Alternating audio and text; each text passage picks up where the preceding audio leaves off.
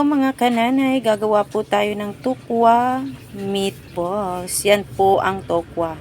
At yan na po ang mga sangkap, sibuyas, bawang, spring onion, tapos malunggay, kinchay, yan. Gigiling ko po, nilagay ko sa tukwa.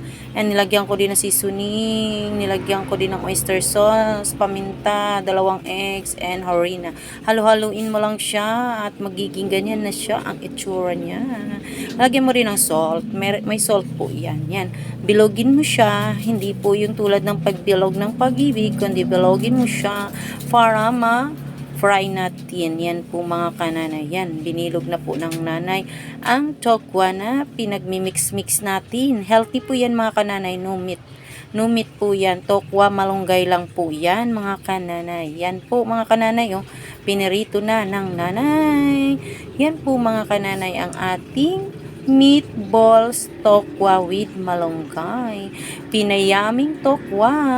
Kayang-kaya nyo din yung gawin mga kananay. Simple lang po ang kanyang recipe. Yan na po at nung naluto na ganyan na siya mga kananay. At yan na po mga kananay. Oh. Look, it's delicious mga kananay. Na-fried na lahat ng Nanay Michelle ninyo. At ito na ang finished product. Thank you for watching. God bless.